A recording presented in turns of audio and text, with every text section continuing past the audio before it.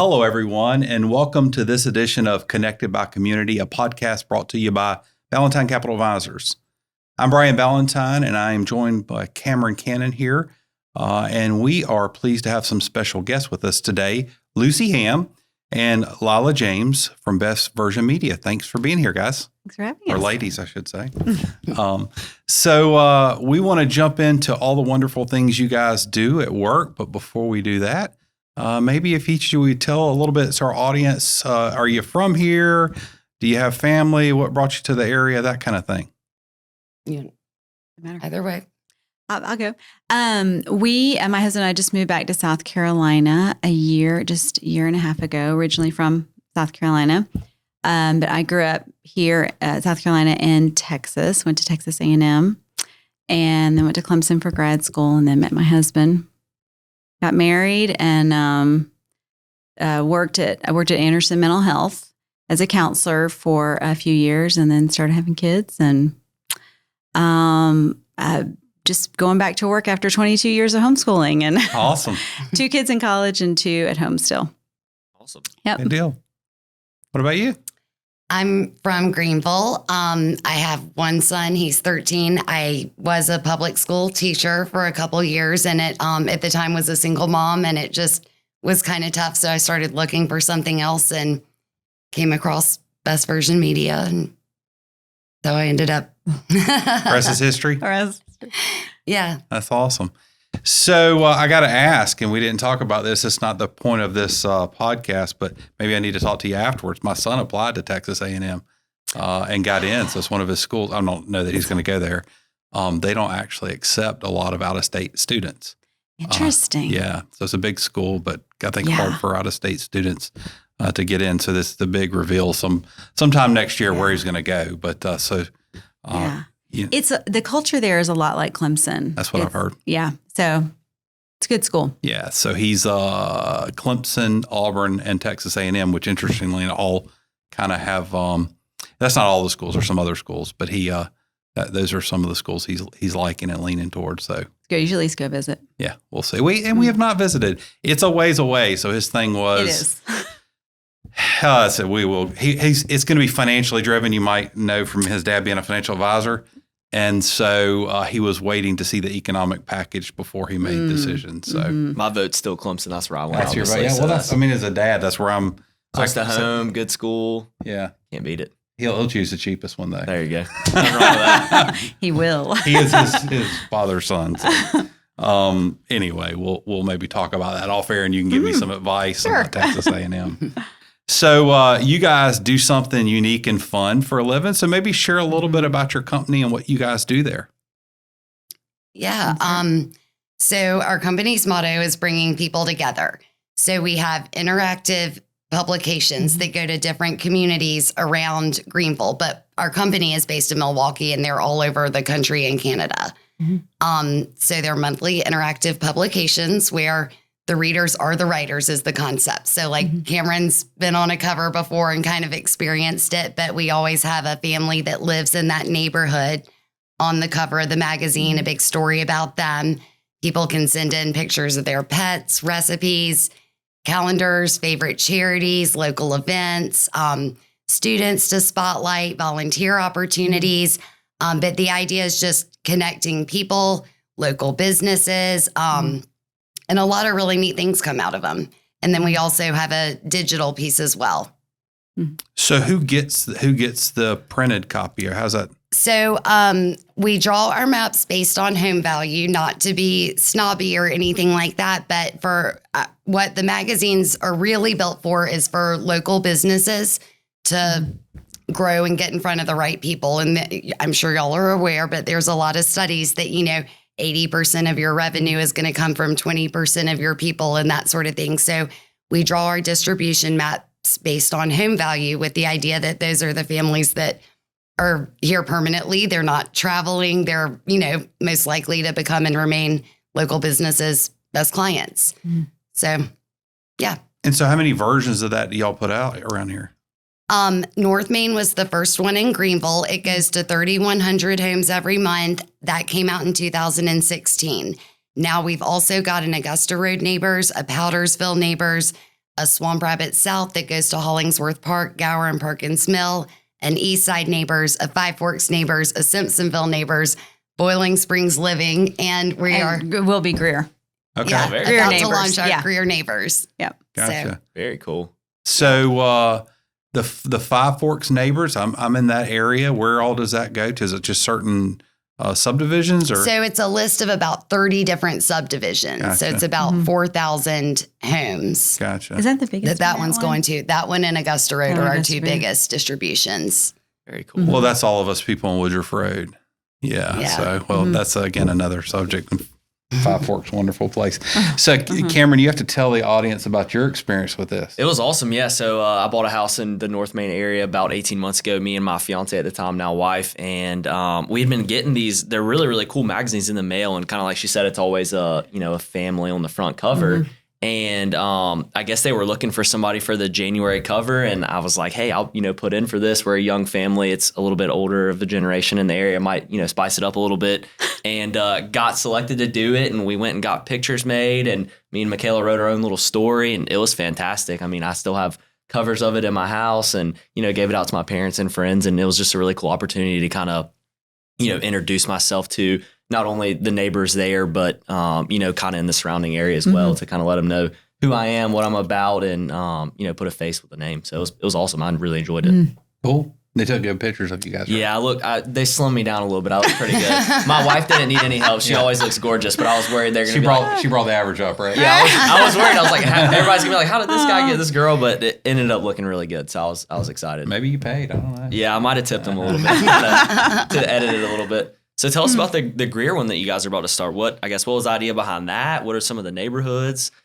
Oh my goodness. There are about 20 neighborhoods right now on our map. We will add to that eventually. And that is, they all start off on the smaller side and then they add to the map. And that's just as the magazine grows, they do that. Let's see, started almost 6 months ago, should go to print January or February. It's very exciting. It has been so much fun. I've met with so many business owners. I've never done this before. So, I was a counselor before, so I really enjoy meeting people, but have had such a great time jumping into Greer. I mean, there's so much going on. If you've been to downtown Greer, it's adorable. There's a lot of life. There's a lot of activity, great businesses, great business owners, part of the chamber, networking groups. It's been a lot of fun. That's awesome. So Yeah. I guess what are some of the results and the positive outcomes that y'all have seen from, small business owners, getting into the magazine and, really kind of taking off? Well, you've seen fruit from that. Mine's not yet. I'll let you know in a few months. I guess I've been doing this about 6.5 years now, and it's all kinds of stuff about, you sign up a company that's working out of their house with one truck and crew. And then a couple years later, they've got this giant office with 10 crews and trucks. Or I had a wellness center that actually opened a second location, I think in August of 2020, like when everybody was struggling, and to see businesses working with us that were growing even during that time was really cool. It's so much fun to be part of that and to sit down with people and kind of, what message are you trying to send, and to work with them on what they're going to put in the ads and the articles. And it's awesome. And I know some of, obviously being in the magazine, some of them there's like an expert contributor. So it's kind of like you got to get in while it's hot, or you might not be able to kind of advertise, at least for a space like that, right? Because you don't want, like in our business, you don't want 6 financial advisors writing something in a magazine, or 6 estate planning attorneys or whatever. So I guess, can you talk a little bit about the ideas behind that and kind of how that, I guess the competition behind it, right? Because people are vying for a spot, in certain neighborhoods. Yeah, so each publication has expert contributor spots. So we have regular ads, premium spots, and expert contributors. Expert contributors are one per industry, so it's kind of a once it's taken thing, and they're listed in the front directory every month, and they get 4 educational articles a year. So the content from our magazines is a mix of the things from the residents that I brought up earlier, and then just kind of in between all those fun collages. And not that, business articles aren't fun, but we'll put these articles in that are educational, like a blog post about what people do. So realtors, finance, there's a million different categories, but you can kind of teach people about what you do. If you're a roofer, look for these things, or you may want to call me for repairs, and just kind of a way to educate people, which is more powerful than just an ad in a lot of ways. And the residences also really get a chance to know the business owners personally, because they hear their own words. So there's a connection there too. So they don't feel quite as distant from them. It's like, I'm just calling this sort of random company, but I know this is somebody that has been vetted. I can trust them. And I've heard them they've been educating me all these months on various topics. Yeah, and it probably just keeps everybody top of mind, right? You go through it and it's like, oh, wow, I need a roof now. I've been seeing, XYZ roofing company. I'll give him a call. Probably seen his family pictures in there. It's a little more personal than just Google searching something. Yeah, well, sorry, go ahead. No, I was just going to say they may not need a roofer, 2 months ago, but this month they do. And oh yeah, just what you were saying, staying top of mind. So like if you think about yourself, if all of a sudden your back's killing you, you're probably not going to run home, find a magazine on your, kitchen counter or coffee table and thumb through it to find the phone number to call. Most people are going to go to Google or a search engine and ask them to create a list, or maybe they'll go to Facebook and say, hey, friends, who do you recommend? And then if you think about yourself, we almost always skip over the very first choice that comes up. We have some sense of justice. We kind of know this person paid to be number one. It says ad, and we go down, and then we've got a list of 10 or so. And if you think about yourself, you're probably going to click on the one you recognize if you only recognize one. If you recognize several and have that name recognition, then which one do you like the most? That's what you click on. And then you walk into that chiropractor or whatever business, and the secretary says, oh, how did, you find us? And you say Google. So, right. So what we do as a branding, what we're selling is that 9 out of 10 people open our publications and read them every month, and they see your ad. And then we follow it with these display ads on Google, Facebook, Instagram that are matching, and they're in front of the same people. So you're just repetition, different platforms. And then those people may find you on Google, but the idea is you're in front of them all the time and gaining that top of mind awareness in a very targeted way. So how do you guys use Google or Facebook or whatever? I mean, are you just putting the magazine out there, the people that are advertising? What are you putting out there to help You want to take this one? Yeah, and correct me if I'm wrong, but the way that it works is we geo-target an area, the same area where the magazine goes.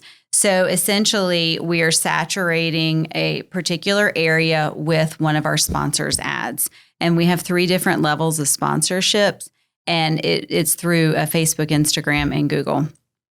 Gotcha. So it's like you see it in the magazine, and then you go on Google, and it's like, oh, I recognize I recognize this company before. Let me kind of check them out. And it won't. It's not even. It's a what's the word I'm looking for? It'll come up whether or not they're searching you. Gotcha. So it'll Google display ad or in your Facebook feed, whether or not you've looked for them. Gotcha. So I guess with the change in social media being so prevalent, is that something y'all recently kind of, went in from? So now you got the, physical print magazine and this, or is it kind of just an added service? I guess what was the change on that? It is fairly new, right? It is fairly new. The magazine is always going to be our core product for sure. That's what everything's centered around. I don't want to liken us to McDonald's meal or anything, but the magazine is the cheeseburger. Google and Facebook are like fries and drink. It goes together.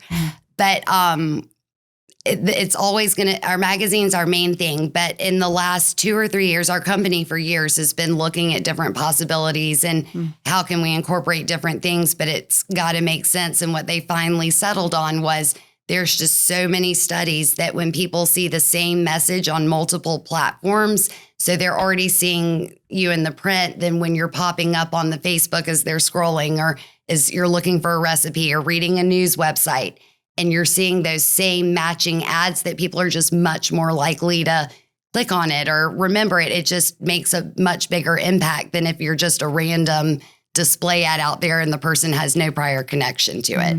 If that makes sense. So it's designed to be very complimentary. Gotcha. Yeah, I know study after study have shown, and it depends on which study you look at, it takes 15 to 20 contacts with someone to make a sale, if you will, or to connect and have a purchase with a business. So multiple touches matter a lot. But I want to talk about something you guys mentioned, your company. And you guys have kind of a unique culture, as I understand it. So maybe talk a little bit about that and maybe some of the awards your company has won. Sure. Well, I know we have won all kinds of awards as far as culture goes. I've seen them, but it is a great culture. We have great training, great support. I call Lila every day, I think, but even our division manager and regional managers, just always available. Lots of continuing support, all kinds of resources where we can go, we can read, we can learn. Daily phone calls we have. They're not long, but they're super helpful over various topics. There are publishers that share best practices, or maybe the regional manager will talk about things that are going on or new ideas or explain more about the digital. There's always something, always a way to learn, always a way to connect with other publishers. And it's fantastic. Awesome. What would you say is the biggest misconception right now about print media? I heard someone the other day, they didn't know what I did, and they said, "Oh, nobody reads print anymore." That's what I think too. And I think that's true for a lot of print. But people do read our print because it's interactive. So that's the whole thing, is it's social media in print. Like Cameron and Michaela were on a cover. They shared a story about themselves. The people who live right next door to them are probably like, "Oh, I want to know how they met." It's interactive. So it does get open more. Because it might be their neighbor, right? Right. It's hard not to open something if you think, "Oh my gosh, who do I know in here?" Yeah. Right. Yeah. I mean, I know that's one of the reasons why I open it. I'm like, "Oh, wow, this person lives on my street," or, "Oh, that's the house down the road that's getting renovated right now or rebuilt." It's like, "Oh, I never knew that was who it was." So Kind of like peeking in their life. Kinda. It is. That and train wrecks. So it could be a little bit of both. yeah, Right? it's a little bit of both. Yeah, it's crazy how that works. I guess how was on the business side, how do y'all even track, the open rates and the close rate to kind of go to a business and say, "Hey, this is why it makes sense to partner with us"? Well, independent studies were done for the company, and they came to us and told us. There was a study was done and found that there was an 89.4% open rate, and that it's 92.5% of the information is found useful to the people who open it. So we're pretty proud of that, and I think it's absolutely reflective of what's inside the magazine.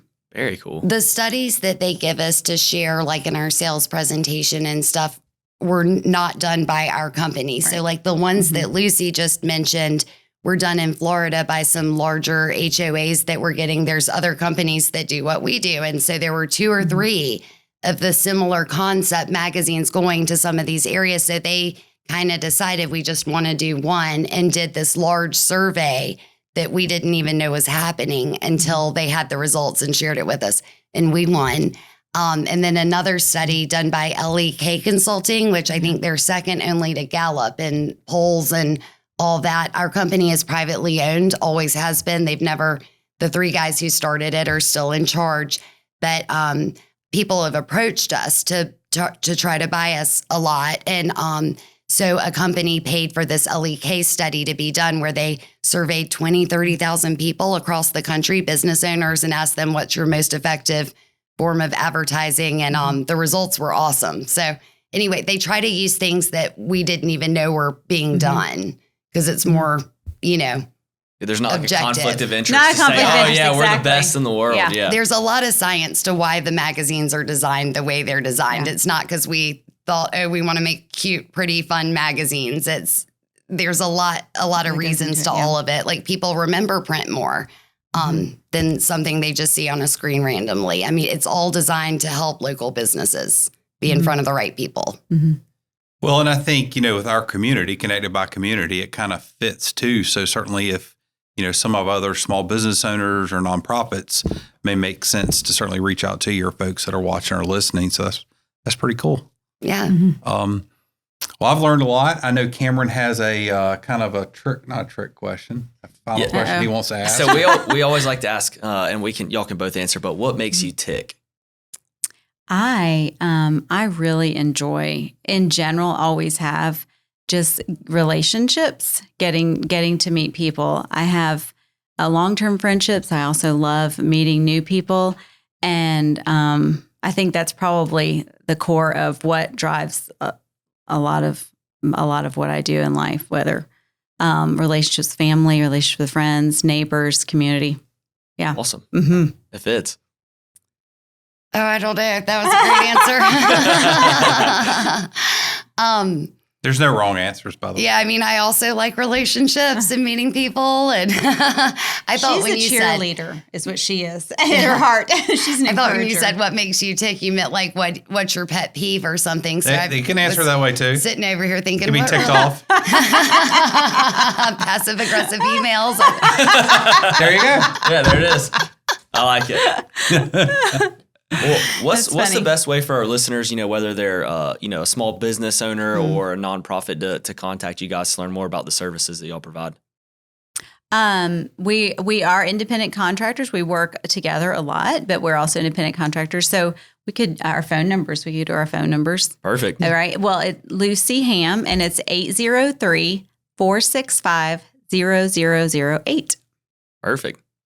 Lila James, 864-630-9931. Awesome. And in the next couple weeks, I'll have a website out, greenvilleneighbors.com. There you Big go. news. Nice. So drum roll for that, and folks can find it. Maybe definitely by the first of the year then. Yes. Okay, cool. Well, thank you both for being here and learned a lot. And hopefully people will reach out to you guys and or look for the magazine. And thank everyone for joining us for this edition of Connected by Community. Go out and find our local businesses, nonprofits, and support them. Until we see you next time, go out and make our community great.